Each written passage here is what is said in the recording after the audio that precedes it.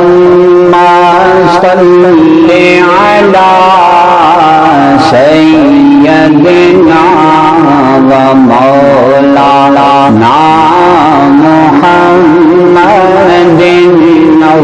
اللهم صل على سيدنا ومولانا محمد كسورة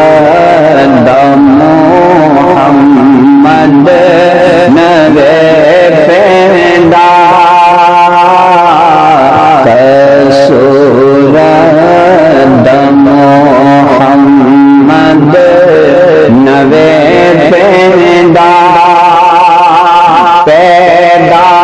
کرے بابا خدا نوادان. جامعہ نوریہ غوثیہ نوری آباد تارو شریف کی دا پیر سید نور علی شاہ دا ایصال ثواب دا پارا یو پروگرام منعقد شو چې پکې د علاقې معززینو په یو ګڼ تعداد کې شرکت کړی و. صاحبزاده سید کمال شاه نوري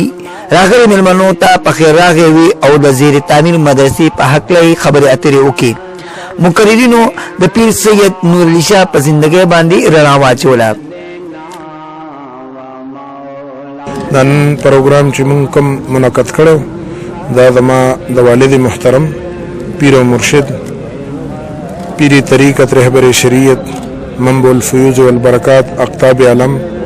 الحاج حضرت پیر سید نور علی شاہ الجیلانی نوری بابا جان صاحب مبارک رحمۃ اللہ علیہ د تاریخ سے مبارک زما والد سے مبارک زما مرشد مبارک تے داخلی سال ثواب په بنا باندې موږ راغوشو او بل موږ د دې مدرسې ان قریب د چې افتتاح کو د دې غرض غایه زموږ هم دغه وا چې د دین اسلام ترویج شي او خلکو ته په دې باندې مطلب دا چې د پوي او داسې یو مکمل او شي چې الله تعالی جل جلاله ته پر رضا شي. دویمه خبره دا ده چې نبی علیہ الصلوۃ والسلام مبارک فرمایي چې خیرکم من تعلم القرآن وعلمه، بهترین تاسو کې هغه سړی دی چې په خپل قرآن وای او نور ته د قرآن زده کړو خي. بلکې الله تعالی جل جلاله په 20 سپاره کې ارشاد فرمایي چې هل یستوی الذین یعلمون والذین لا یعلمون، آیا خلق چې عالمان دي والذین لا یعلمون او عالمان ندي آیا دا برابر دي؟ بلکې ندي برابر. علم چې د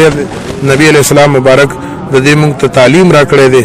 او حضور مبارک فرمایي چې اطلب العلم ولو کان بالسین، تاسو طلب د علم کوي اگر که تاسو ته تلل پدې کې ولینی چینتا. نو نبی علیہ السلام مبارک فرمایي چې دا علم چې دی نو دا تاسو باندې د الله جل جلاله یو فضل او کرم دی چې تاسو باندې اوشي د الله د طرفه او دا علم داسې رڼا ده چې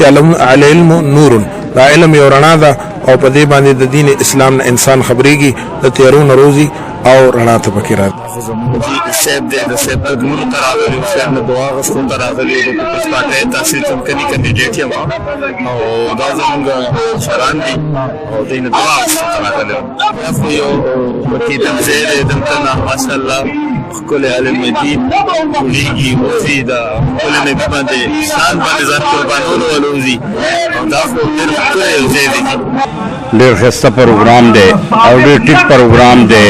او دا الله د رضا پروګرام دی، د الله کور سره امداد دی. دې کې زموږ څه هېڅ داسې سوزیان نه دی، ګټه او بیالات د الله کار دی چې الله یې راکوي نو ګټه به د الله د رضا کوي. دومره کینډیډیټ چې راغوستي یو نو په دغه میشن راغلي یو چې ښه پروګرام دی